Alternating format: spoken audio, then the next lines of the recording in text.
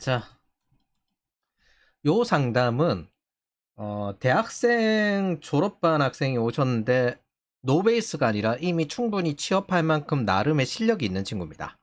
자바 백엔드도 되고 AI 연구소에서도 몇 개월을 지냈고 그래서 AI도 어느 정도 할 수 있고 그런 학생인데, 그리고 C++ 코테를 하고 있는 학생이에요. 사실 C++ 가지고 보안 솔루션 개발이든 어디든 갈 데가 많거든요. 그래서 나름 어디든 취업할 수 있는 학생인데 AI를 하다 보니까 나는 이거 재미가 없겠다. 그렇게 해서 여기에 왔어요.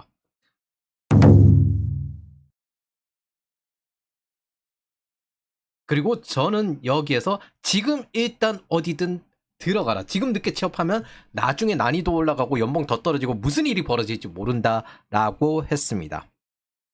이게 간단히 이야기하면 지금 파산이 엄청 늘어나고 있잖아요. 파산이 앞으로 더 늘어날 거예요. 그런 게 어떤 문제로 발생이 되냐?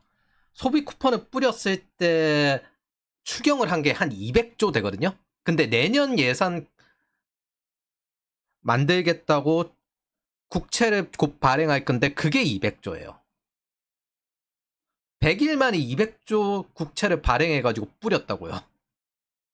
그리고 내년 전체 예산 그 슈퍼 국채에 속하는데도 내년이 200조 정도예요. 자, 그래서 금리가 튀어오릅니다. 국채 채권을 많이 발행할수록 금리가 올라가요. 아무리 국채라 한데 그게 임기 시작해가지고 2.5%였던 게 지금 3.3%까지 올라왔는데 여기서 더 올라갈 거거든요. 앞으로.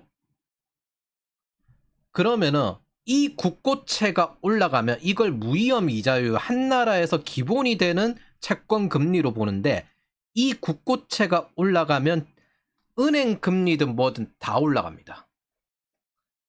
그럼 여기서 회사채도 똑같이 올라가게 돼요. 여기에서 플러스 알파를 주는 거거든요. 그래서 우리나라에서 스타트업이나 중소기업 이런 게 VC가 빠지면 생존하기 되게 어려운 이유도 그 때문인데, 우리나라에서 회사채를 하려면 BBB 마이너스 이걸 하려면 9.4%가 듭니다. 9.4%.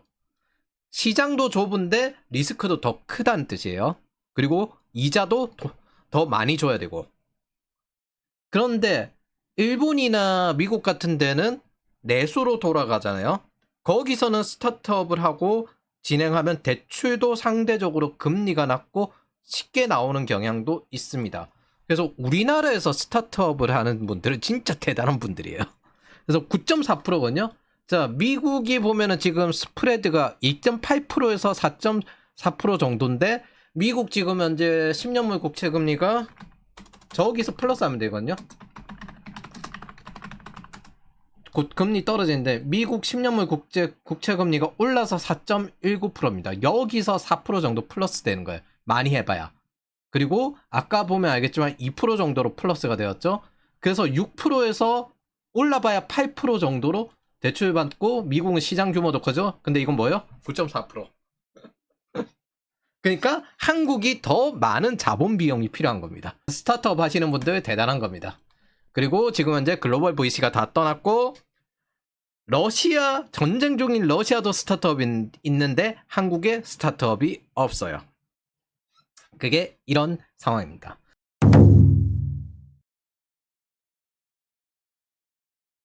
그래서 보면 개발밖에 길이 없는 줄 알았는데 열심히 했는데 다른 길이 있더라. 그걸 찾으신 겁니다. 그거는 제가 다시 말하지만 지금 취업을 못하면 나중에 더 어려워집니다. 아니, 그러니까 지금 못하는 건 아니지. 이 학생은 못하는 학생이 아니라 안 하고 뭔가를 공부해서 하면 나중에 더 어려워집니다. 더 난이도 올라가기 때문에 일단 IT에 어쨌든 입문해서 그 이후 개척해 나가라. 지금 공부하러 들어오지 마라. 일단 취업하고 난 다음에 그 다음 개척하려고 들어와라. 이렇게 이야기했습니다. 2026년은 굉장히 임계점이 되어서 힘들 거예요. 그러니까 빨리 어디든 들어가고 그 다음 스텝으로 이어가야 합니다. 애자의식으로 접근해야 돼요. 안 그러면 나중에 연봉도 떨어지지만 요 밑에 이 회사들이 쭈루루루루 이자가 올라가지고 망한다는 뜻은 지금 현재 가계 대출도 막아놨잖아요. 주담대를 막아놨어요. 그런데 기업 대출도 못 받아요. 그래서 지금 중소기업 파산하고 있거든요. 여기에 파산하는 거 해결하라고 은행 자금에서 배드뱅크 집어넣고 있습니다. 즉 은행이 IT 예산 뭐 이렇게 할 그럴 여력이 없어요. 뭐 구조조정해야 합니다. 은행에 수익이 없으니까. 그래서 신규 채용이 대단히 안 될 거예요. 은행들의 사업을 지금 막아놓고 돈을 끌어가지고 저기 배드뱅크 하고 그거 신용불량자들 이자 더 싸게 하고 신용 높은 사람들 이자 높게 하고 이렇게 해보니까 은행의 비즈니스 자체가 말아먹게 되는 겁니다. 전혀 동정할 필요는 없죠. 왜냐하면 은행 노조가 진보 지지거든요. 자, 그래서 지금 대부분의 신입 공채가 지금 반짝 저 돈 푼 거 가지고 풀리고 있는 건데 트릴레마를 할 때 물가를 포기한 거예요. 지금 물가를 포기하고 수출은 무역 확장을 하고 있으니까 고용을 살짝 올린 겁니다. 그러면서 그 밑에는 파산이 계속되고 있죠. 좀비 기업들 죽어가고 있듯이. 그러다가 이거 나중에 대가가 나올 겁니다. 언젠가는 결국 무한히 반도체 가격이 올라갈 순 없잖아요. 무한히 반도체가 사이클을 안 타고 수출이 지속될 순 없습니다. 그러면 그 반도체가 가격이 떨어질 때, 주춤할 때, 그때 트릴레마가 작동하면서 고용이 죽는 날이 올 겁니다. 왜냐하면 이게 심각해지면 여기랑 물가 잡는 거랑 요 두 가지를 신경 써야 되고 이 고용이 죽어야 될 테니까. 자, 지금은 이제 물가가 튀고 있어요. 여기서 근데 돈을 더 뿌린대요. 이 반도체가 깨지는 순간부터 그때부터 지옥이 됩니다. 그래서 지금은 일단 어디든 들어가서 생존해야 됩니다. 애자의식으로 접근해야 돼요. 경로를 독립시켜야 돼요. 일단 들어가서 여기서 내가 열심히 영어를 하든 뭘 하든 개척하겠다. 대부분의 신입 공채는요, 대학생 시험이 끝난 여름과 지금 15일 정도 이후부터 본격적으로 더 커질 텐데 그 전에 경력직이 먼저 이직을 해놓습니다. 그래서 미국도 그렇고 한국도 그렇고 요 앞에 재학생들도 그렇고 미리 이직을 먼저 다 해놨어요. 그리고 예산도 어느 정도 잡혔고 이제 신입을 좀 뽑아볼까 이런 공백의 회사들이 몇 군데 성장, 이 시기에도 성장하는 회사들이 뽑는 것뿐입니다. 그리고 이건 경제 상황, 기업의 경영 상황, IT 예산, 신규 프로젝트로 이직 인력 확대로 이렇게 연결되는 건데 제가 이제 보통 기본적으로 한 해 준비할 때 내년에 IT 예산 어떻게 될까 그리고 국채금리까지 파악을 해가지고 진행을 하는 건데 그러면 딱 그 거의 맞거든요. 거의 맞는 게 아니라 어차피 전체적인 경제 상황에 맞춰가지고 그 IT 예산이 조정이 돼요. 그렇게 되는데 내년은 작살 날 겁니다. 그래서 채권금리는 크로스 체크 해가지고 이걸 온라인을 시켜봐요. 전체적으로. 그러면 내년 조심해야 되겠군. 2022년 연준의 QT부터 명확히 축소기인데 지금은 그때보다 더 합니다. 저 때는 물가가 오른 대신에 수출이 작살났었기 때문에 그걸 먼저 복구를 시키고 그 다음 단계별로 채용을 지금 현재 확장시킨 스노우볼이 여기까지 온 거거든요. 이제 대가를 치를 때가 왔습니다. 뭐 어쨌든 그래서 이런 것들이 뭐냐면은 자본 비용, 현금 비용이 아니라 자본 비용이 증대되었다고 합니다.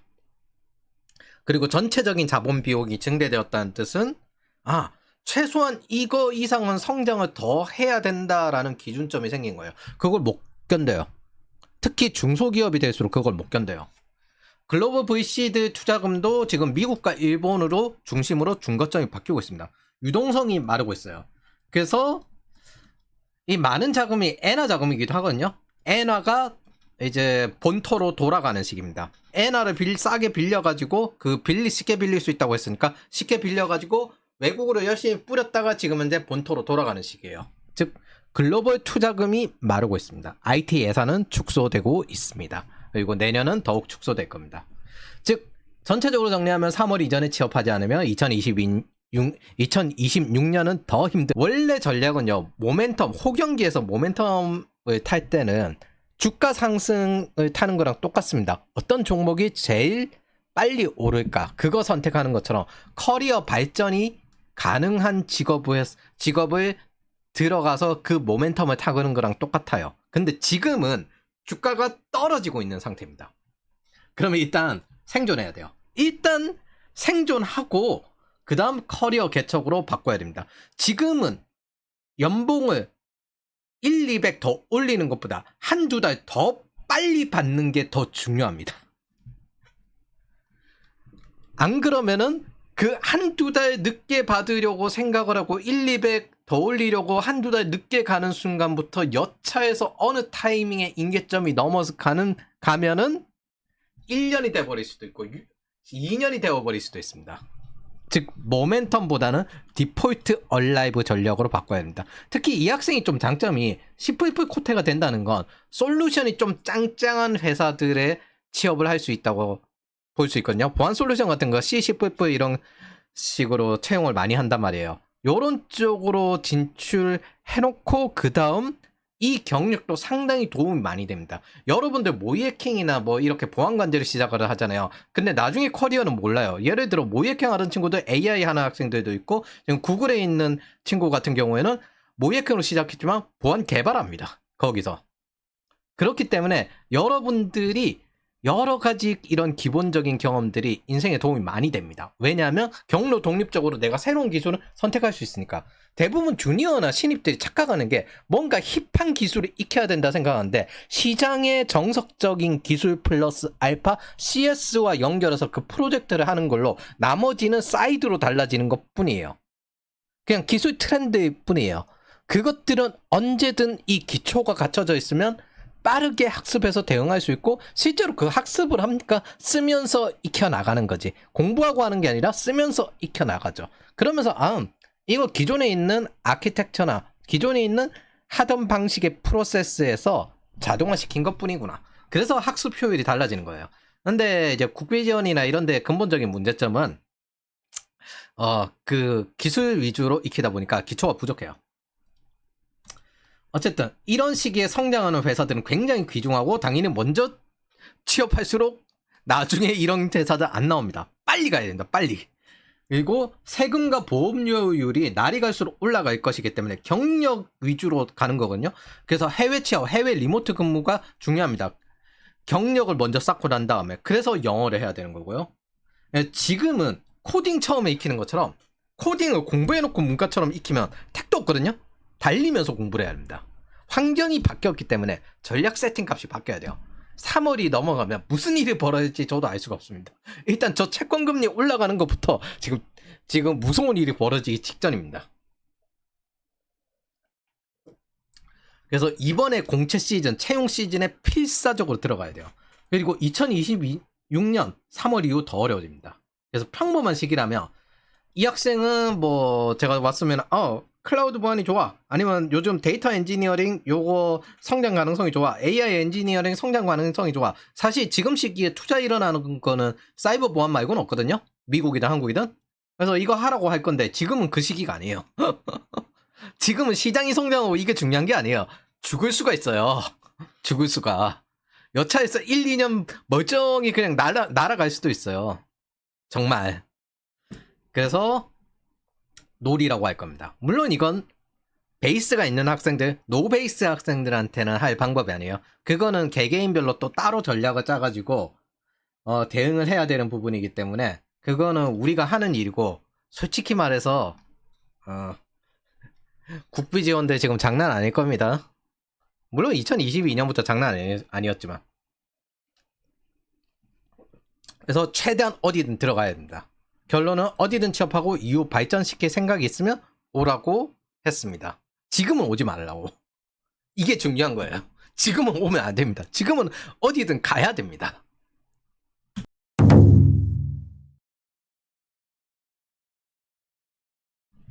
자, 회사의 경영 상황과 경제의 침체기를 보는 안목을 길러야 돼요. 여러분들이 결국에는 팀장이든 C레벨이든 될 건데 그것들에 대해서 회사 상황과 회사 외부 상황이 어떻게 연결되어서 연동되고 그런 것들에 대한 안목을 길러야 된다. 그래야 내가 자립이 가능해요. 그게 단계별로 시작점이에요.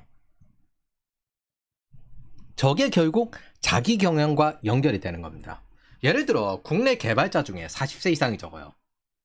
IMF 때 대거 사라지고 서프라임 때 대거 사라졌기 때문입니다. 그 사라진 개발자들 중 일부는 네트워크랑 보안 분야로 전직해서 시장의 초기를 열었고요. 단순 관리직으로 버틴 사람들 역시 상당수 사라졌습니다.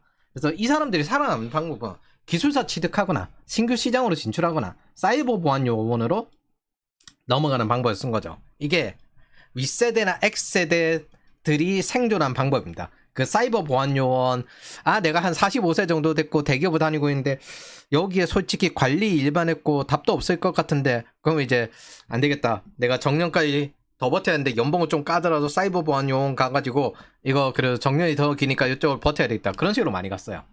그거 아니면 이제 기술사들 이제 은퇴 가까운 기술사들은 이제 인증심사 열심히 하고 있는 거죠. 왜냐하면 이제 내가 노후까지 조금이라도 벌 걸 더 만들어 놔야 되거든요. 52세 내가 회사에서 정년 퇴임해버리면은 잠깐만 그 뒤에는 어떻게 벌어야지? 그런 용도로 많이 씁니다. 인증심사 이런 것도. 그러다 보니까 대한민국의 보안 인증심사가 과잉이에요. 과잉. 나이 든 사람들이 열심히 생존하기 위한 노후용으로 많이 쓰기 때문에. 이게 솔직히 X86이 자기네들이 그 플랫폼 국감을 방치하고 이직할 회사를 죽여놓다 보니까 결국에는 그게 자기들한테 돌아와가지고 이렇게 되는 겁니다. 그러다가 지금 현재 자식들이랑 일자리 경쟁을 하고 있는 카니발리제이션이 일어나고 있는 것들이죠. 반대로 M세대들 같은 경우에는 실무자이자 중전 상태라 가지고 솔직히 누가 죽든 누가 이기든 아무 상관없는 상태이기도 해요. 그래서 상식적으로 생각을 해봐도 어쨌든 시장이 신입 일자리보다 C레벨 일자리가 훨씬 더 적죠. 피라미드 구조니까. 즉 CISO나 이런 일자리가 적어요. 그런 사람들이 하는 일은 뭐냐? 기술 비전과 경영 상황, 경제 상황 이런 것들을 파악해가지고 비용을 줄이고 매출을 가져오는 역할을 하는 겁니다. 결국엔 그게 일거리를 만들어가지고 나눠주는 거예요. 근데 모두가 C레벨이 될 수도 없고 새로운 산업과 회사는 항상 탄생하지 않습니다. 나이든 중년이 가서 버티기엔 버거워요. 제가 학생들한테 하는 소리인데 40세 이전에 자기 개인 사업 사이드 부분을 확장시켜놔라. 그걸 준비를 해야 됩니다. 자, 스타트업 같은 경우 혹은 새로운 산업회사 이거 나이든 45세 이러고 가서 못 버팁니다. 30대가 가야지. 하는 일이 너무 많거든요. 그런데도 40대에 가시는 분들은 있어요.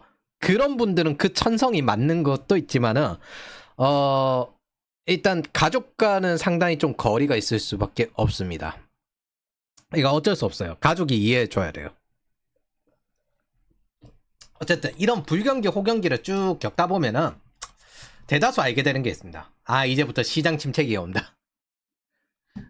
그 2015년에 이제 카카오를 시작으로 해가지고 개발자 연봉 6천 개선은 되겠지만은 이게 어느 시점부터 우후죽순으로 늘어났잖아요. 이거 버블이다. 그러면 이제 그거 붕괴되는 김이 오자마자 다 도망갑니다. 주가 사이클처럼 일자리 늘어나고 줄어들고 연봉 올라가고 떨어지는 시기가 있어요. 평균 연봉이. 그래서 이 개념을 내가 일하는 주업, 주식에만 적용하는 게 내가 일하는 주업에도 적용하는 순간 상당히 상황을 보기 편리해집니다. 이건 쉽게 드러나요. 그래서 이게 사실 우리가 초중고등학교 때 배운 경기 사이클인데 외면하는 경향이 있어요. 근데 이런 것들 통계들 다 나오거든요. 왜냐하면 우리는 이걸 사용하는 지식으로 배우지는 않습니다.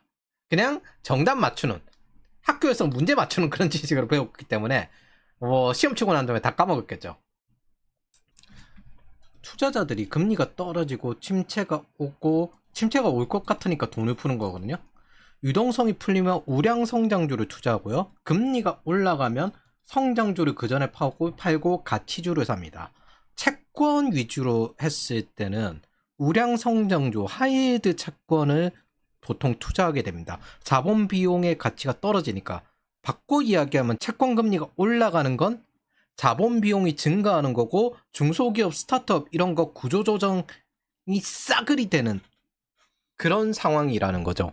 그러면 개인도 디폴트 얼라이브를 해야 되는 겁니다. 산업과 경제 상황에 따라서 이게 예민한 팀장들은 투자가 일어나는 곳에 뛰어들고 투자가 빠지는 곳에 빠르게 철수합니다. 2015년에 신입 개발자 연봉 6천을 외치던 버블 시기부터 이제 한 7년, 2022년까지 진행이 되었죠. 근데 요때 여기에 팀장 혹은 중견급으로 넘어가던 사람들은 2010년 전에 1800 연봉으로 시작했던 그 당시의 주니어였던 사람들이에요. 중급이나 팀장 정도 되어서 이 사람들이 요걸 거치면서 빠르게 C레벨이 되었고 10년차가 대체로 넘어가게 되었죠. 이 사람들은 어릴 때 IMF를 겪었고요. 사회초년생 때는 서프라임을 겪어봤고 침체기에 주니어를 거쳤고 호경기에 수학을 거두었던 겁니다. 즉 여러분들도 지금 침체기에 주니어를 거쳐서 호경기에 수학을 거둘 준비를 해야 됩니다. 그게 지금 30대 후반, 40대 초반 개발자들이 그래요. M세대 엔지니어들이 그런 상황인 겁니다.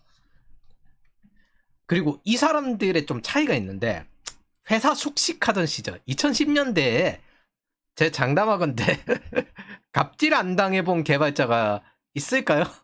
요 시기에? 그 당시에 4D라고 했거든요. Dirty, Dangerous, Difficult, Dreamless.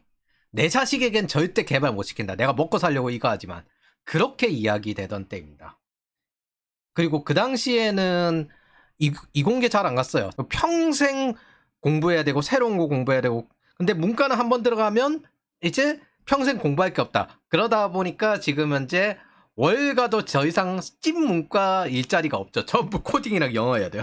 모델 만들어서 제출해야 되고 그런 시대가 되었습니다. 참 격세지감이긴 한데 세상은 이렇게 쉽게 바뀐다는 걸 기억하셔야 됩니다. 그래서 2022년 VC가 플랫폼 국감으로 본격적으로 다 떠나고 금리 올라가고 스타트업 시장이 죽어가는 걸 느끼니까 팀장들이 상당수 빅테크로 피신해 갔습니다. 이게 스타트업 침체기에 점프업처럼 보이는 배경이에요. 이제 뭐 미래에 대비하는 것보다 좀 연봉이 안 오르더라도 안정적인 대로 튄 거죠. 가능성보다는 이제 안정적인 대로 튄 거죠. 그래서 고정급은 높은데 성과급이 낮아요. 그래서 덩치가 큰 기업들은 스타트업처럼 시스템을 빠르게 바꾸지도 못하지만 대신에 이런 식으로 침체기에 이제 숙련자들이 들어왔군. 그런 식으로 진행이 가능합니다. 그래서 뭐 시장에서 열심히 고르다가 침체기에 라인으로 이직하고 스타트업 들어가는 게 딱 그 지분 받아가지고 이 지분이 빠르게 성장할 거란 기대로 가는 거거든요. 그런 가능성이 거는 건데 이제 그게 없어진 거죠. 그러면은 이제 이만큼 경력직들이 들어왔으면은 빅테크도 굳이 신입을 채용할 필요는 없는 그런 상황이 되는 겁니다. 그래서 들어가니까 야 스타트업 팀장들 여기 다 있다라고 이야기를 하더라고요. 지금 개발 멘토들이 그렇게 하고 있습니다. 빅테크로 다 도망간 거예요. 요 시기에 이제 기술사 따고 지금 코테 멘토가 기술사 땄거든요. 기술사 따고 그 다음에 백엔드 멘토는 그러면 이제 석사나 가볼까? 이렇게 해서 석사학위 따고 그렇게 가면 이제 나도 리더급으로 올라갈 그 준비를 해볼까? 뭐 그런 식으로 진행을 합니다. 그래서 어느 정도 연차가 높은 개발자, 엔지니어들은 시장 변화를 파악하고 비즈니스와 경제 상황을 판단하면서 움직입니다. 그리고 이게 주업에도 투자에도 모두 적용이 되어 있습니다. 팀 리더급으로 올라갈수록 새로운 기술 변화에 예민해야 돼요. 여러분들이 인생에서 하나라도 더하면 하나라도 좋아집니다. 근데 하나라도 안 할 이유를 찾으면요. 그건 무조건 나빠집니다. 이거는 그냥 정해진 입력값과 제어 흐름이에요. 하나라도 더하면 무조건 하나라도 좋아집니다.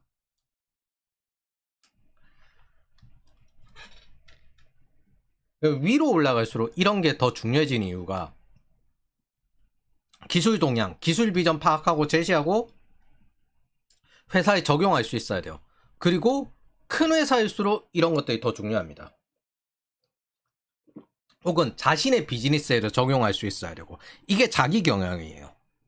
여러분들의 개인에도 자기 경영이 가능해야 이런 의사결정이 가능해야 여러분들이 리더가 되어도 남에게 의사결정을 한 걸 통해 가지고 일거리를 나누어 줄 수 있는 겁니다. 근데 만약 리더가 판단을 잘못한다? 밑에 다 죽어요.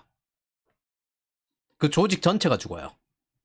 그럼 그 밑에 판단할 수 있는 사람은 빨리 침몰하는 배를 튀었을 거고요. 판단할 수 없는 사람은 눈 뜨고 있다가 죽는 겁니다. 그리고 아예 그냥 안주하는 사람들 있거든요. 그런 사람들 좀비 같은 사람들인데, 기업도 좀비 같은 기업이 있듯이 생산성에 도움 안 되는 사람들, 이런 사람들 평소에 구조조정하는 이유도 배 전체가 뒤집어질 수 있기 때문입니다. 현재 대한민국이 일하는 사람을 망하게 하고 일 안 하는 사람, 성실하지 않은 사람을 열심히 뛰어 올리려는 배급견 사회, 배급 사회로 가고 있죠. 그러면 이제 무너지는 거예요.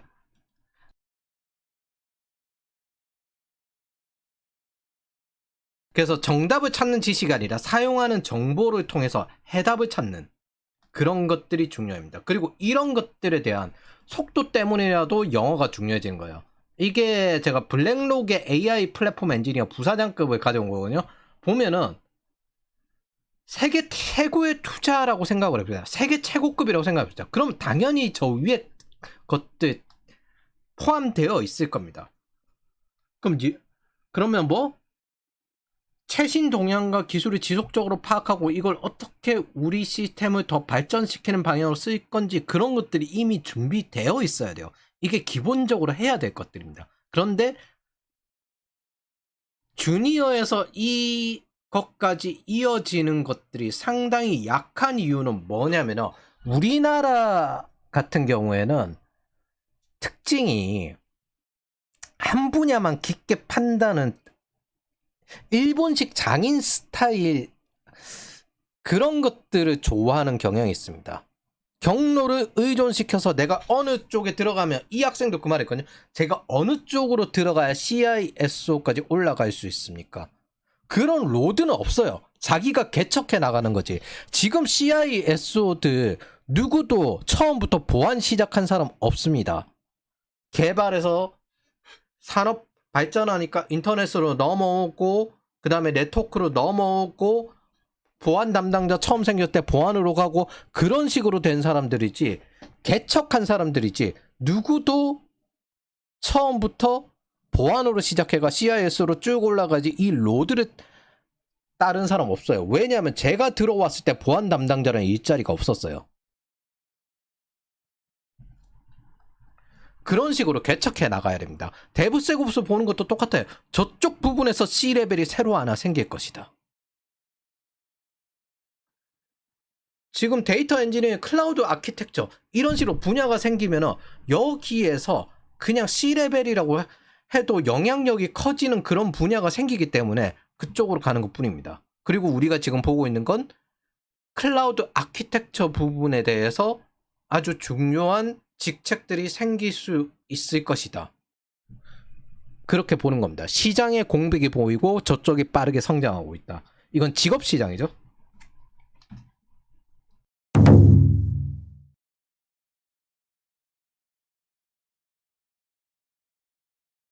그래서 신입이랑 주니어들은 이런 이벤트 변화 상황에 대해서 취약합니다. 잘 안 봐요. 경제 상황도 잘 안 보지만은 게임 패치 노트, 이게 글로벌로 패치가 되는 것 뿐이거든요. 근데 이거 안 봐요. 현실에서는 안 봐요. 게임에서는 그렇게 많이 보면서. 그래서 당연히 신입들이 생각하는 것들과는 완전히 다릅니다. 신입과 주니어들은 이런 식으로, 내가 어릴 때부터 자바 백엔드를 했으니까 취업해야지. 취업을 안 되네? 그래도 안 되네? 지금 현재 백엔드 개발 취업하겠다고 어릴 때 대학교 1, 2학년 때부터 준비해오던 학생들이 마주하는 현실일 겁니다. 그러다가 인당 1억 이하 회사들에 가게 되고요. 개발자는요, 신규 프로젝트 인력입니다. VC 투자가 늘어나고 신규 서비스 제품을 만들 때 채용됩니다. 근데 현재 클라우드 네이티브든 백엔드 시장이든 사람 많은데 일자리는 실시간으로 줄어드는 중이에요. 이거 개발자들이 만드는 거잖아요. 여기에 계속 머리를 박아봐야 위험해요. AI는 좀 늘어날 수 있습니다. 근데 경제적 능력은요, 신입에게 더 필요합니다. 그래서 경력들은 어디든 어쨌든 살아남거든요. 근데 신입은 생존 난이도가 높아요. 신입은 선택지도 적어요. 경제적 의사결정이 부족해서 미리 준비하지는 못합니다. 이건 투자에도 똑같이 적용되는 거예요. 항상 위험을 회피하십시오. 일단 위험을 회피해야 내가 선택, 퍼포먼스를 할 수 있습니다. 근데 사람이 특징이 있어요. 지금 현재 안정화 시켜놨으면, 위험을 회피해서 안정화 시켜놨으면 이 자리에서 계속 머무르고 있으면 또 위험이 닥쳐온다는 건 몰라요. 그리고 위험할 또 움직입니다. 위기 기반 프로그래밍 진짜 그거 큰일 나는 겁니다. 여러분, 세상은 무조건 선행학습이에요. 예방도 선행학습이고, 미래 리더들이 미래에 어떻게 변할지 그것들에 대해서 미리 대비하고 준비하는 것, 전략적 변곡점에 대해서 인지하고 미리 대비하고 준비하는 것. 세상은 선행학습이에요. 미리 준비한 자가 먼저 고점을 차지하고 그 변화에 적응하고 빠르게 치고 나가는 겁니다.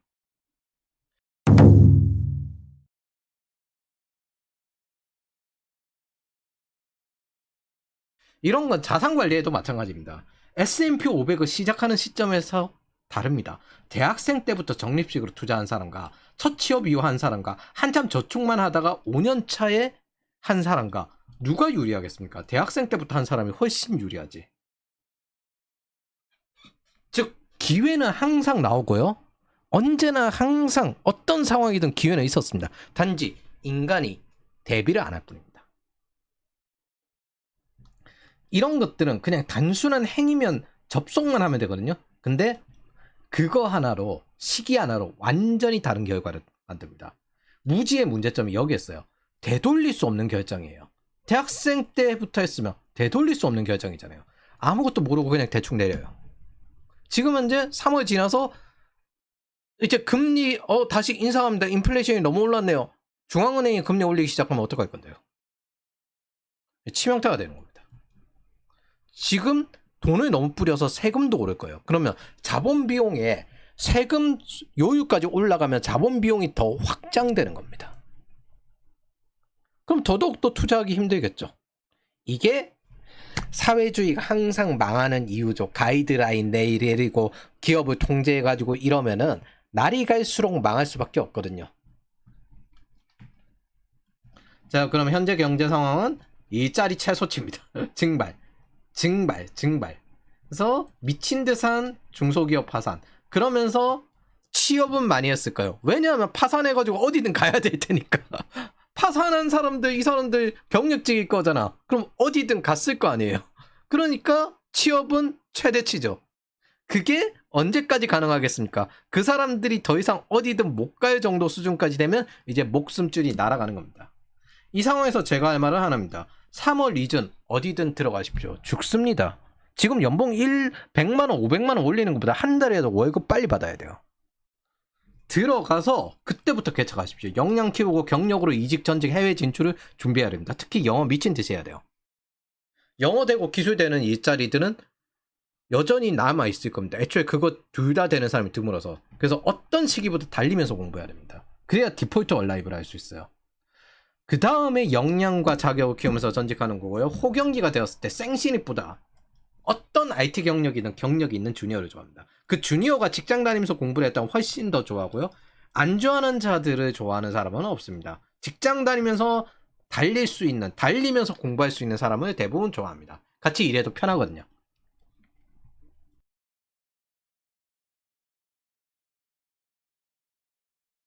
자, 여기서 교육적 사고, 시스템적 사고, 시스템 사고, 요걸 비교해드리면 CISO 커리어로드 없어요. 그런 거. 모든 C-레벨 커리어로드가 없어요. 자기가 시장 바뀌는 데 따라서 적응하면서 나아갈 수 있는 건 나아가다가 이 일자리가 생겼으니까 그쪽으로 들어가는 것 뿐이에요. 과거의 CTO가 다루던 기술과 지금의 CTO가 다루는 기술이 같겠습니까? 당연히 다르지. 우리는 항상 그래서 시장 공백, 새로운 산업 일자리에 전직 이직을 시킵니다. 문과들이 왜 망했는데요? 안 바뀌는 거 추구하다가 망했잖아요. 안주하다가. 세상은 바뀌는데 나는 안 바뀌겠어. 그거 하다 보니까. 그 문과들의 사고가 교육적 사고예요. 근데 인간은 교육이 안 돼요. 룰 베이스가 안 돼요. 세상은 바뀌는데 룰도 바뀌어야 돼요. 거기에 적응을 해야 됩니다. 예를 들어 AI 개발자들을 보면요. 지금 IT에 20, 30년 있던 중년 노인들이 하는 거 아니잖아요. 신규 이직자들이 하는 겁니다. 새로운 시장, 새로운 산업, 새로운 기업, 이런 공백으로 들어가야 됩니다. 공백으로. 이런 것들이 실패도 일어나고 하지만 일자리의 가능성도 만드는 겁니다. 스타트업이 중요하고 청년들이 중년 노인들의 일자리 카니발리제이션을 하지 않으려면 이렇게 새로운 기업들이 계속 나오고 계속 성장해야 됩니다. 그래서 스타트업이 중요한 겁니다. 근데 우리는 문재인 때부터 플랫폼 국감으로 신규 일자리 스타트업을 다 죽였고요. 이거 IT를 민주노총으로 만들려고 한 거죠. 그리고 호봉제, 정년 연장, 일자리 카니발리제이션, 이제 부모와 자식이 카니발리제이션을 하고 있습니다. 이거 딱 5년만 진행되면 40대와 이제 X세대와 20대가 된 X세대의 자식들의 카니발리제이션이 일어날 겁니다. 아직은 86세대와 그 다음 그 86세대 자식들이 카니발리제이션을 하고 있거든요. 30년 정도 차이가 나니까. 근데 이제 X세대도 그 대가를 치룰 때가 올 겁니다. 자식이 죽거나 자신이 죽거나. 자, 그래서 결국 이 대가로 지금 중년들은 이직처도 없어요. 대장암에 걸려도 써주는 데가 없기 때문에 어떻게든 해고당하지 않기 위해서 똥기저귀 차고 출근해야 되는 중년들이 현재 상태에 있죠. 부동산 띄울 땐 좋았지. 그 대가가 지금 여기에 처참하게 올 겁니다. 그리고 시간이 지날수록 자식을 그대로 서울에서 쫓겨나게 둘 수는 없잖아요. 그러니까 어떻게든 지원해야 되고, 그러니까 더더욱 또 노후자금 안 되고, 그러니까 더더욱 또 국민연금 올라가고 세금 올라가고, 그 카니발리제이션이 일어날 겁니다. 이제 부모 자식 뜯던 그 대가를, M세대 대상으로 부모 자식 둘 다 뜯던 그 대가를 5년 정도만 지나면 아주 재밌는 꼬라지가 벌어질 겁니다. 자, 그래서 여러분들은 지금 현재 이런 것들, 경기 순환에 대한 기초적인 의사결정과 사고법은 20, 30년이 지나도 쓸 겁니다. 그런데 기술은 무의미해질 겁니다. 그때는 신기술을 써야죠. 항상 신기술. 새로운 시장 공백, 이런 식으로 뛰어들어야 된다. 그럼 안 바뀌는 건 뭔데? 뿌리가 되는 기초들. 기본적인 SQL, 그 IDBMS나 이런 거, 네트워크 개념, 그 다음에 알고리즘, 자료구조, 알고리즘, 이런 것들 안 바뀌는 거예요. 그래서 이것들이 저 신기술을 학습할 수 있는 효율을 만들어줍니다. 근데 처음부터 신기술이 익히면 신기술 바뀌면 어떡할 건데요? 기술이 바뀌면 그 기술도 언젠가 낡는데 바뀌면 적응을 못하는 거예요. 그래서 뿌리가 되는 기초가 되는 기술과 지식들을 프로젝트 기반으로 계속 학습을 시키는 것들입니다. 사용하면서 익혀야 돼요. 지식으로 익히는 게 아니라 사용하는 정보여야 되고 연결되는 정보여야 되고 그렇게 학습해야 돼요. 그래서 우리는 2011년 시작했을 때 보안 직업 취업이라고 할 만한 건 없었습니다. 공백을 노린 거죠. 보안관제. 그 당시에 모이해킹 있잖아요. 국내에 30년 키우면 지금도 비슷할 것 같긴 한데 국내 수요 다 채웠을 겁니다. 그리고 많아봐야 연봉 떨어져요. 프리랜서 연봉 떨어져요. 모이해킹. 그리고 이후에는 보안기획, 보안 담당자 일자리로 단계별로 확대되었는데 암호화 기반 솔루션 1세기였던 보안 시장에 보안 전문가란 직업이 이제 만들어진 시기였죠. 요 시기에. 그리고 2021년 같은 어에서 이제 클라우드가 더 안전하다 온프레미스보다 라고 했을 때부터 우리는 클라우드 보안과 데브세곱스 일자리가 없었지만 나아갈 방향이기 때문에 먼저 준비했습니다. 그래서 최근에는 세곱스 경력자로 이직을 하는 거예요. 차에도 안 나오거든요. 클라우드 보안 한 사람. 이거 대학생도 마찬가지예요. 대학생들에게 기초기술 강요하는 이유도 왜 그러냐면 시장 공백이 있는 일자리와 취업 활동을 할 때 4학년 때 되었을 때 그때 다르기 때문입니다. 그걸 빠르게 학습할 수 있어요.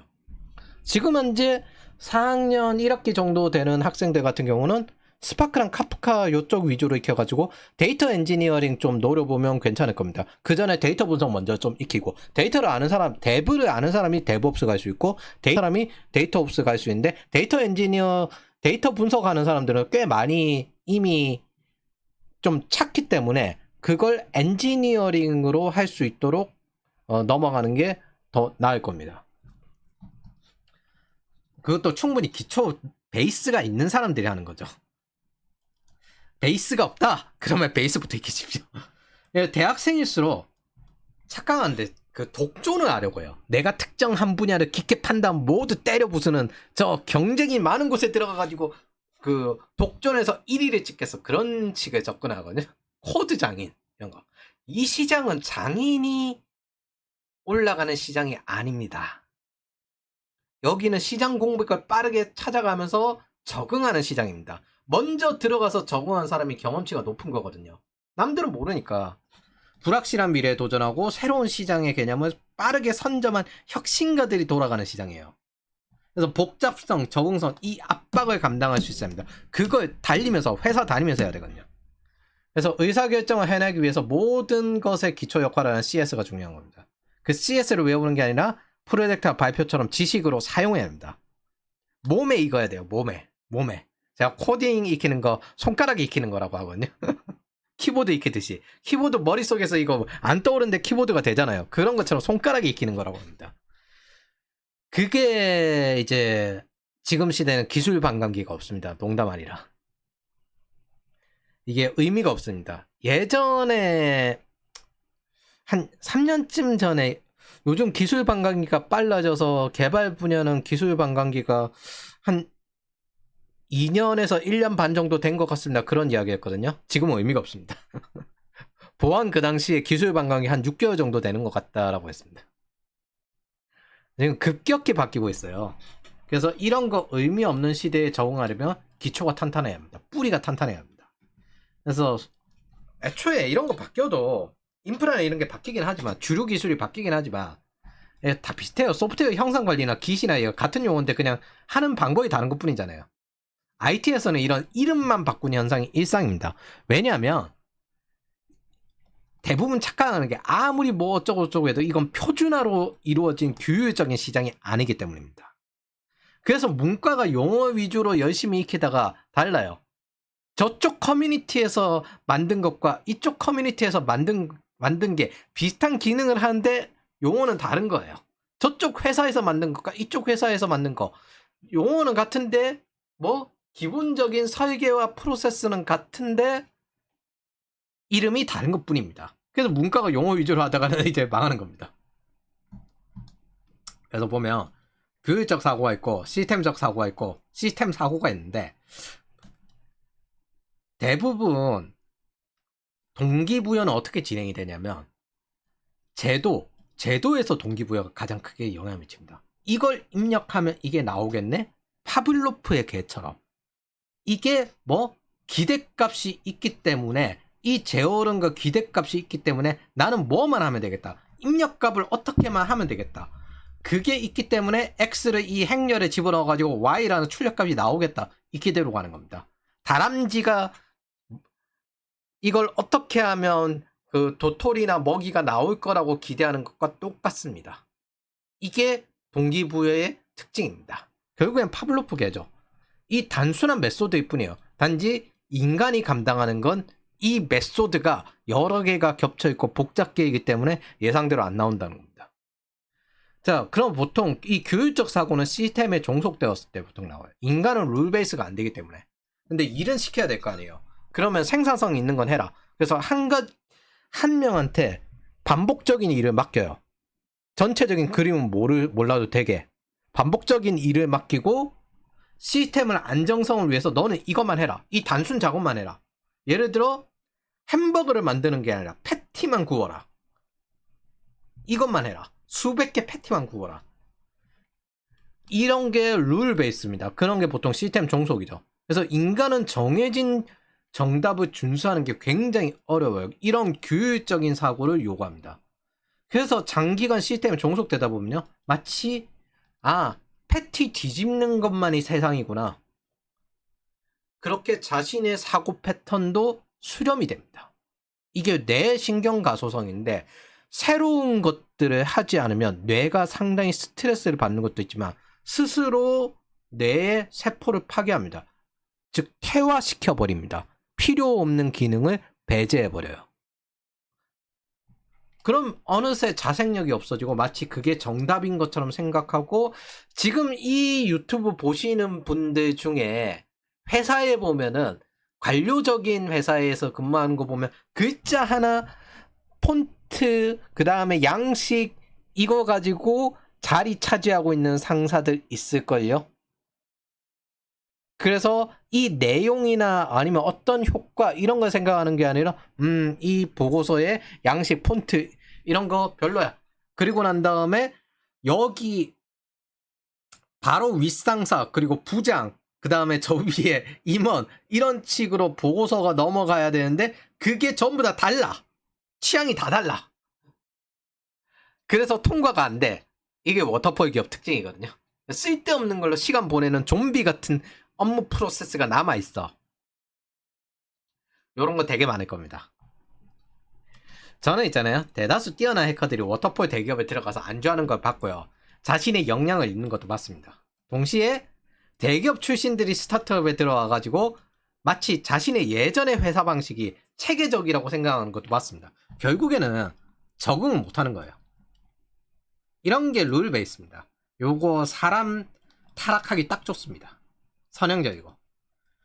사람은 이 규율적인 사고가 굉장히 어려운데 조직을 유지하려면 또 규율적인 사고가 필수적이기도 하거든요.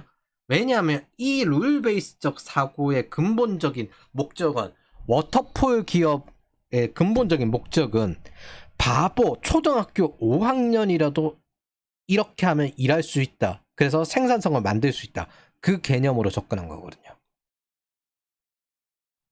그래서 지능이 좀 떨어지는 사람도 이런 일을 할 수 있어요. 대신에 지능이 어느 정도 되는 사람이 이쪽에 들어가면 스스로 멍청해집니다. 아주 전형적인 선형적인 거잖아요. 그리고 여러분들은 군대에서 행정병을 해보셨으면 이 비슷한 걸 상당히 많이 경험해 보셨을 겁니다. 장점은 있습니다. 배치 모드이기 때문에 엄청나게 대량의 일을 똑같은 대량의 일을 해결할 수 있습니다. 양산할 수 있습니다. 그게 장점입니다. 자, 그럼 시스템 관리자. 이걸 관리하는 요 윗단계 시스템 관리자는 선형적인 실행을 할 수 있어요. 시스템적 사고. 기획이라고 할 때 크게 두 가지가 있는데 절대 제로 베이스 기획은 존재하지 않습니다. 애초에 뭐가 있으니까 이걸 이용해가지고 좀 더 개선해보고 이런 기획이 나오죠. 그래서 보통 이건 실험이 아니라 프로세스를 생산하는 일이에요. 이게 보통 보안 담당자들이나 팀장들이 하는 일이에요. 프로세스가 프로덕트입니다. 그래서 사람이 어떤 단계로 일을 할 수 있는가, 그 프로세스 할 때는 피드백 루프가 또 존재합니다. 안 그러면 이 프로세스의 개선이 안 되기 때문에 모든 프로세스는 다 동일해요. 단계별이고 순서가 필요하고 일반 사람은 시스템에 대한 이해가 없어요. 그래서 시스템적 사고로 관리를 해야 한다. 저 룰 베이스 사람들은 시스템에 대한 이해가 없어요. 그렇기 때문에 시스템적 사고로 관리를 하는데 기존에 만들어 놓은 프로세스에서 이것만 그냥 종속해가지고 아무 생각 없이 이 프로세스만 계속 수행합니다. 그래놓고 나는 성장했어, 발전했어, 직위가 올라갔으니까 나는 이 정도로 많이 알아. 이런 생각을 하고 근무하는 경우가 많습니다. 뭐 이게 시스템으로 보호를 만들어 놓은 거거든요. 이 보호, 그래서 요거 관리 유지 보수만 해라 했는데 이게 숙련이고 되게 우수하다라고 착각을 하고 자의식을 가지게 됩니다. 똑같아요. 이 룰이 세상이다. 이건 이렇게 커졌구나. 내가 조금 이 시스템 전체를 조금이라도 이해를 했어. 그럼 이게 세상이다. 프로세스가 세상이다. 이렇게 생각합니다. 선형적이고 A 다음에 B를 하면 되고 B 다음에 C 하면 되고 D 하면 되고 뭐야 순서가 바뀌어. 야 이거 잘못된 거야. 상황이 바뀌어도 똑같은 프로세스를 유지합니다. 하던 대로. 이거 조금만 가치관이 적용된 사람은 이제 수압 분석, 아이젠하워 매트릭, 가치 우선순위를 따지게 되는데 뭘 선택할까 이제 선택은 어느 정도 따지게 되거든요. 그래도 똑같습니다. 왜냐하면 이런 것들 대다수는 불확실한 미래가 아니라 내가 이미 시스템 안에서 통제돼 있고 자원 있고 이걸 어떻게 하면 최대한 효율적으로 싸게 쓸 수 있을까? 이걸 따지는 거라서 여러분들이 대부분 만들어진 시스템은요 어느 정도 낡은 시스템입니다. 그럼 그 낡은 시스템에서 근무를 하고 관리를 하지 않으면 빠르게 붕괴하잖아요. 그 붕괴 속도를 늦춰야 되잖아요. 그게 선형입니다. 그래서 늙은 걸 관리하는 게 저 선형적 시스템이에요.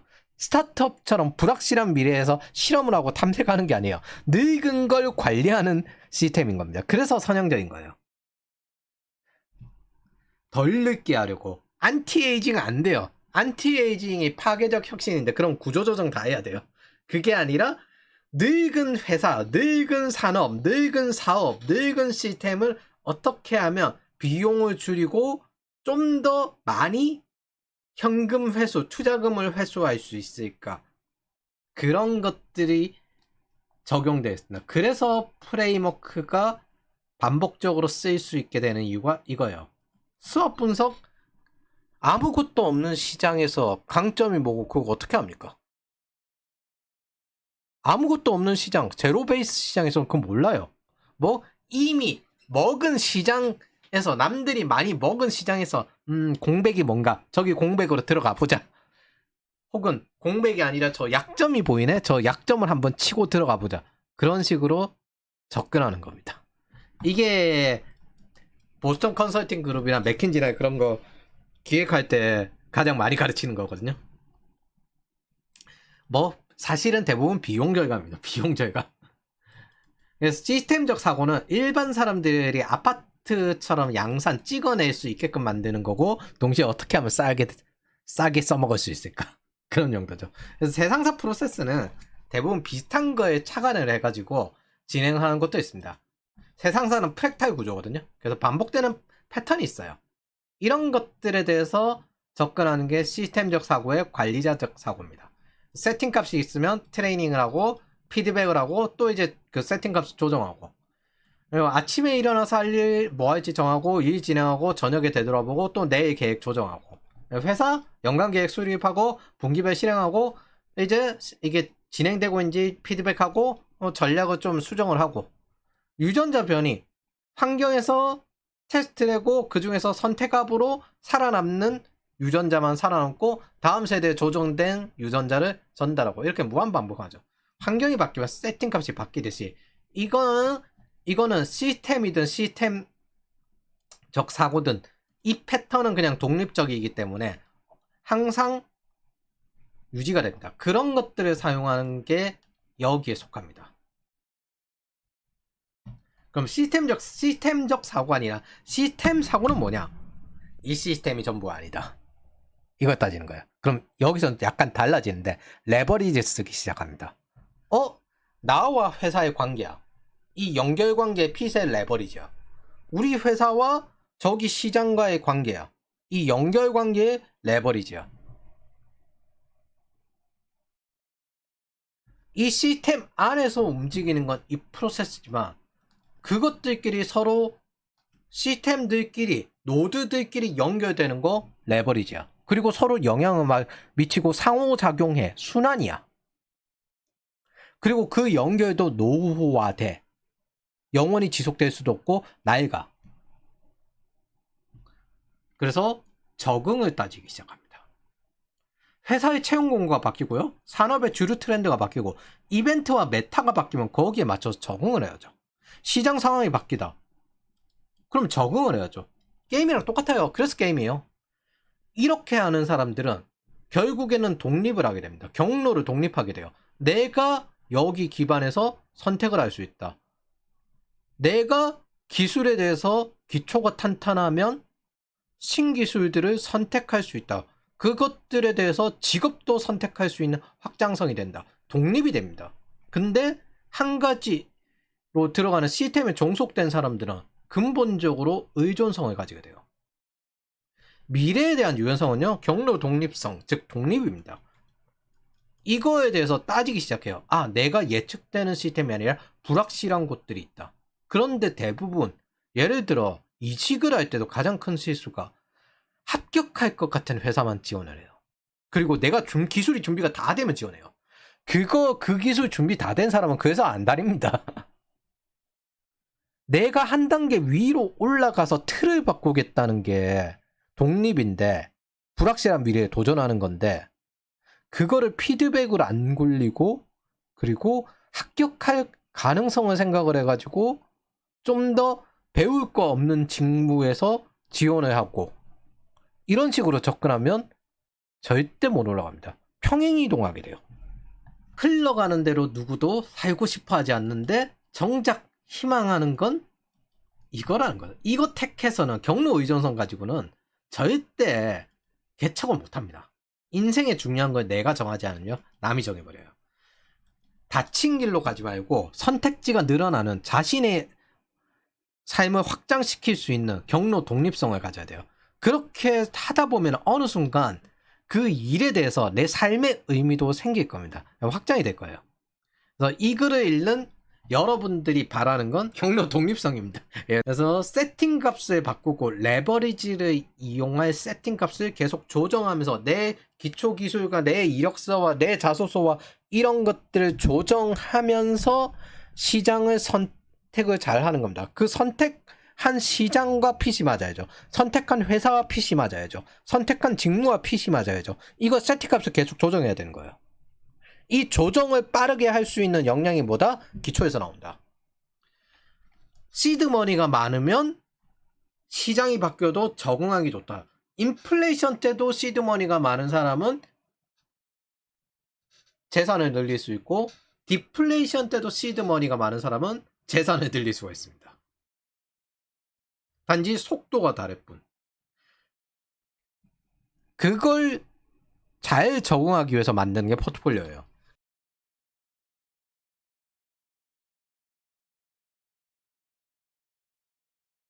세상은 언제나 멀쩡히 안 돌아가요. 문제는 넘쳐요.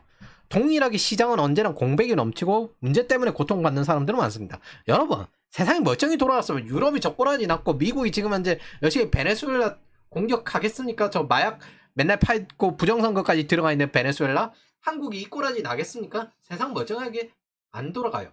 제가 룰 베이스 못한다고 했죠. 저게 리스크에 관련된 것들이거든요. 인간은 당연한 거 당연하게 못합니다. 우리가 다이어트가 어렵듯이. 원래 그래요. 그래서 그 공백을 인지하고 공백으로 개척하고 나아가서 어떤 경제 시스템, 어떤 시장 시스템에 의해서 선택돼서 연결될 수 있고 작동하는 작은 시스템, 그 공백 안에서 이 전체 시스템에 도움이 되는 이것들 하나하나가 모두 능력입니다. 뭐 그게 작든 크든 무슨 상관입니까? 여러분들이 기여를 할 수 있고 자립을 할 수 있고 내가 다음 단계로 더 나아갈 수 있으면 그만이지. 남에게 기여하고 남에게 도움이 된다면 인생에 의미가 생기는 거고 돈이 더 올라간다면 고객이 더 늘어날 테고 안 그렇습니까? 문제는 언제나 성장하는 시장 그리고 부족한 포지션 이런 곳에 학생을 추천해야 된다는 겁니다. 그리고 사실 국비 지원들도 제법 많이 바뀌어요. 항상 부족한 일자리에 빠르게 적응을 해서 만들죠. 회사 역시 마찬가지고 문제가 있고 투자를 해야 되고 사람이 없기에 채용을 하는 겁니다. 여기에 핏이 맞아야 돼요. 회사 역시 이 문제를 해결하기 위해서. 그래서 대다수 학생들은 사람이 넘쳐흐르는 곳에 경쟁을 이기려고 합니다. 이러면 죽어요. 그 끝은 사람이 넘쳐흐른다? 연봉 하락이 되겠죠. 해당 분야의 침체가 겹쳐진다면 재앙이 벌어져요. 왜 기술이 뛰어난 사람이 연봉이 높을까요? 사람이 적으니까. 근데 사람이 넘쳐흐르면 어떤 분야는 기술사도 답이 없어요. 사람이 넘쳐흐르면. 혹은 시장이 몰락하면. 대다수는 연결 방법이 이 레버리지에 착각해요. 레버리지는 이렇게 내가 다른 시스템 핏을 맞춰서 연결해서 그 힘을 이용하는 겁니다. 그러면은 이 연결에 대해서 세팅 값이 바뀌어야 돼요. 항상. 이 연결선들이 레버리지예요. 세상은 모두 다 연결이 되어 있습니다. 그게 어느 정도 연결이 되어 있냐. 그런 거의 차이지. 과도하게 통합되어 버리면 의존성이 과해지죠. 적절하게 연결되는 거리감이 중요합니다. 사람 관계든 비즈니스 관계든 뭐든. 그래서 외부의 힘을 빌리기 때문에 어느 정도 선택압이 작동하고요. 단지 이전보다 더 나을 겁니다. 더 유리한 곳에 연결이 되겠죠. 여러분들이 유리한 회사 그리고 회사는 유리한 직원들을 뽑는 것처럼. 자, 내가 당장 창업할 시스템이 안 되기 때문에 뛰어난 창업가와 연결되기 위해서 기업에 투자하는 거죠. 자산을 확장시킬 때 만약 내가 스스로 창업해서 빠르게 10배, 20배 할 수 있다면 내가 그냥 창업해버리는 게 더 낫죠. 내 자산으로. 그게 안 되기 때문에. 이런 게 어느 정도 가능할 때 대출받아서 기업을 좀 더 성장을 시키죠. 내가 직접 시장에서 고객의 가치를 만들어줄 수 없기 때문에 회사에 들어가서 그 회사에서 부여받은 일을 하고 회사에 기여하는 게 사실 고객에 기여하는 것까지 이어지는 겁니다. 즉 하나의 시스템을 만들어서 거기서 기여를 하면 전체 큰 시장과 연결되어 있는 그런 레버리지를 통해서 우리가 돈을 받는 겁니다. 중요한 건 입력값이 기여주의여야 된다는 거예요. 근본적으로 착각하는데 여러분들이 스킬셋이든 이런 것들은 분명 취업할 때는 유리하지만 위로 올라갈수록 그 스킬셋으로 성과를 증명해야 됩니다. 기여가 증명되어야 됩니다. 그 기여주의를 숫자와 구조로 이야기하고 어떤 사고방법인지 이야기할 수 있어야 됩니다. 자본주의라고 불리는 것들은 사실은 저기 사회주의가 자본주의 시장경제를 까기 위해서 만든 거고요. 실제는 자유로운 거래, 당사자 오케이 기반으로 소유권을 서로 이전시키고 필요한 것들을 이전시키고 거래가 핵심입니다. 그리고 그 거래는 서로 윈윈이어야 하고 서로 간에 기여주의가 동작하지 않으면 신뢰체계라는 게 동작하지 않습니다. 그래서 시장경제, 화폐경제 그 모든 것들 공통점이 신뢰가 먼저 생긴 겁니다. 신뢰 경제가 먼저 우선이에요.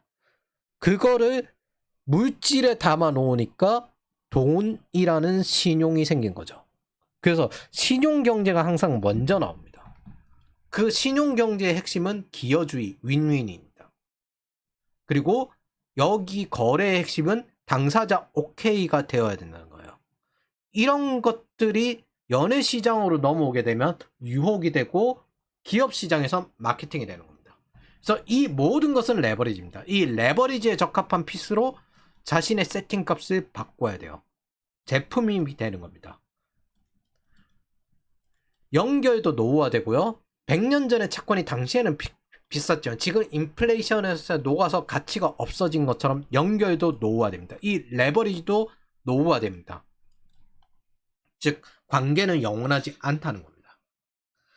그때는 또 새로운 선택 연결해야 되죠. 즉 선택압이란 건 어디에 연결될 것이냐, 어디에 연결할 수 없느냐, 그리고 어떤 곳에 연결하면 안 되는 거냐, 어떤 곳에 될수록 연결하려고 노력해야 되냐, 그런 것들입니다. 그리고 내가 그걸 위로 올라갈수록 경로 독립성이 될수록 점점 연결할 수 있는 곳이 늘어나고 레버리지를 할 수 있는 곳이 늘어나는 겁니다. 신용도가 높으면 더 많은 대출을 받을 수 있는 것처럼 그걸 지금 깨는 거죠. 즉 일하고 장기간 축적해온 그 노력을 부숴버리고 있는 거죠.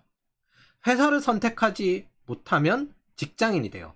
회사를 선택 가능하면 직업인이 됩니다. 산업을 선택 가능하면 선도적인 개척자가 되고요. 선점자가 됩니다. 국가를 선택 가능하면 글로벌 커리어가 되고요. 직접 시장에서 공백으로 나아갈 수 있으면 기업가, 사업가가 되는 거고 상업가가 되는 거고 새로운 카테고리의 시장을 만들면 혁신가가 되는 거예요. 즉 모든 성장은 그래서 의존성 해결, 경로 독립성을 확장시켜 나가는 겁니다. 근본적으로 자기 자신의 세팅 값을 외부에 맞춰 어떻게 변화시키는가에 달렸어요. 그것 때문에 이걸 안 하는 사람, 한 가지 일, 한 가지 회사에 오래 다니는 사람, 혹은 한 가지 기술만 익히는 사람은 가장 여기서 멀어지고 익숙하지 않은 계획성이 마치 정답이 되고 자기 자신이 되고 무너지는 겁니다. 이렇게 만든 패턴은 인생이 종속시키고요. 인생을 종속시키고 경로도 의존적으로 살게 돼요. 잘못된 호흡 패턴이 익숙해지는 것처럼 인간은 한 가지 작업에 너무 의도적으로 하면은 다양성이 떨어지면서 나머지 부분, 자연스러운 부분이 퇴화됩니다. 적절하게 밸런스가 맞춰져야 돼요. 그래서 인간은 항상 중요한 게 올바른 자세를 갖추는 게 아니라 항상 멈추지 않고 움직이고 그 다음 회복하는 겁니다. 이게 제일 중요합니다. 인간은 각기 맞는 적정 수준의 즉흥성, 즉 변동성이 필요합니다. 압박을 견딜 수 있어야 됩니다. 거기에 적응해야 됩니다. 뇌는 이미 학습된 프로세스가 반복될 때 다른 부분을 퇴화시킵니다. 그래서 변화는 중요해요. 그래서 이런 식으로 퇴화되는 사람이 어떻게든 본능적으로 퇴화를 막고 싶어 하거든요. 그때 택하는 이 고통을 완화시키기 위해서 택하는 게 쾌락이에요. 여행, 취미, 혹은 뇌를 마비시키는 술, 쾌락으로 있는 성관계, 이 고통을 잊기 위해서. 근데 고통과 쾌락은 한선입니다. 그래서 원버스 형태이기 때문에 고통이 사라지면 쾌락이 생기고요. 마약 중독처럼 쾌락이 사라지면 고통이 생깁니다.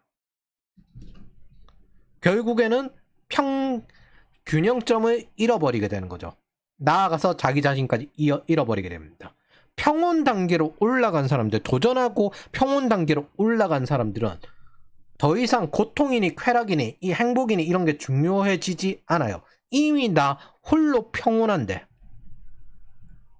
철학적으로 타인에게 의존하며 살아가니까 외로움이 있고 정체성 위기고요. 심리적으로는 변화가 없으니까 지위가 높다고 강요하는 나르시즘이고, 이 지위, 허상에 되게 매몰되거든요. 이게 자기 자신이 되어버린 거예요. 자기 자신이 아닌데. 신경학적으로는요, 같은 반복적 행위만 하다 보니까 뇌가 다른 부분이 퇴화되어서 적응성이 감소되는 겁니다. 예를 들어 헬스는 근육을 찢어가지고 근육을 비대하게 만드는 거잖아요. 그걸 반복적으로 하다 보면 직접 움직이는 그런 동작이 느려져요. 예를 들어 하체 운동을 과도하게 하던 사람이 잘 보면은 전력 질주가 점점 느려지는 거랑 똑같습니다. 어찌되었든 능력과는 거리가 멉니다. 자기 완성과는 반대의 길이에요. 그래서 여러분들은 내 뇌 건강을 위해서라도 이 변화성에 대해서 수용할 필요가 있습니다. 그리고 이런 것들이 자연스럽게 전체적으로 큰 패턴이 반복되기 때문에 그 패턴이 파악되고 좀 더 대응하고 압박을 견디고 적응하는데 더 여러분들에게 적응성을 제공할 겁니다.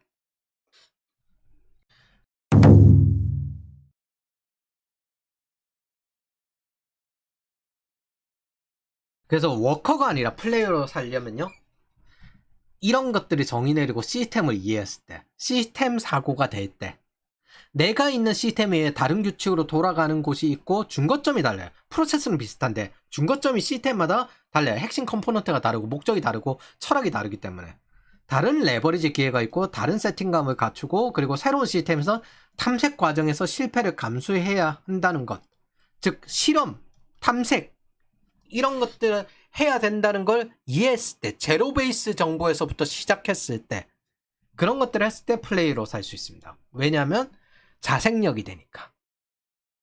그리고 우리는 그런 것들을 과정에 적용한 거예요. 복잡계에 뛰어들면서 페이스를 조정하고 압박을 감수하면서 해내는 겁니다. 애초에 고점의 그 문제이기 때문에 워커들은 기존에 있는 누가 만들어 개척해 놓은 그 기반에서 숙련을 시키거든요. 그래서 그 숙련을 시킨다는 걸 바꿔 이야기하면 이게 늘는 걸 최대한 늦추는 거예요. 그것도 사회의 중요한 부분이지만은 그 새로운 틀 자체를 만드는 것들, 그러니까 청년들이, 미래 세대들이 다음 윗세대들보다 더 잘 살게 되는 것들은 이 틀에서 나온 겁니다. 새로운 틀을 개척하는 사람도 있어야 돼요. 숙련은 나머지는 들어가서 채워서 하는 거고.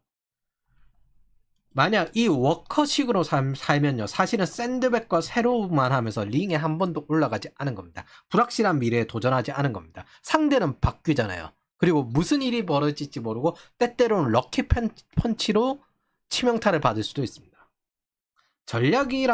전략은요, 상대편에 맞추어서 레버리지 바꿔야 됩니다. 상대에게도 약점이 있고 나에게도 약점이 있기 때문에. 그리고 더 나아가서는 심리적으로도 페인트가 섞이기 때문에 몰리기도 합니다. 제가 할 말은 이거예요. 투자가 일어나는 곳에 뛰어들고, 미국은 지금 현재 이 상태입니다.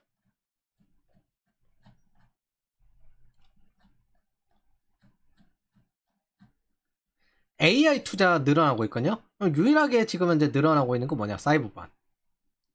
클라우드 전환, 온프레미스에서 인프라 현대화시키는 클라우드 전환 투자는 좀 줄어들었습니다. 전체 비중이. 근데 뭐 이게 다들 늘어나고는 있겠지만은 전체 비중이 줄어들었다는 건 지금 현재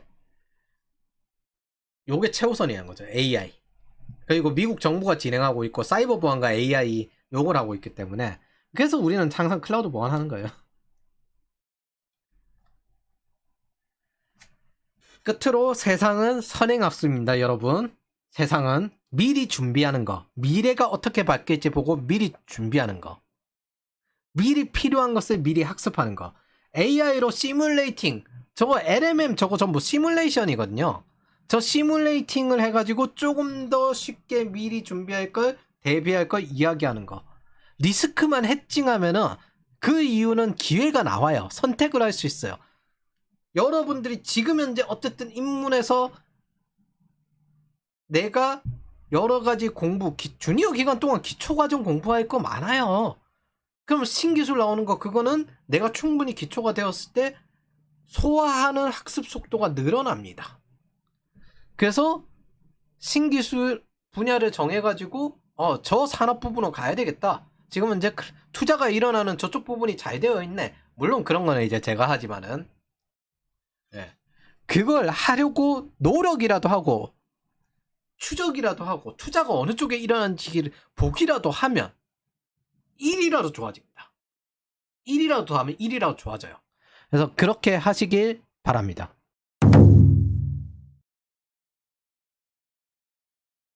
일단 결론은 지금 여러분들의 레버리지는 생존, 디폴트 얼라이브 해야 합니다. 물론 이건 노베이스 학생들의 용어는 아니에요.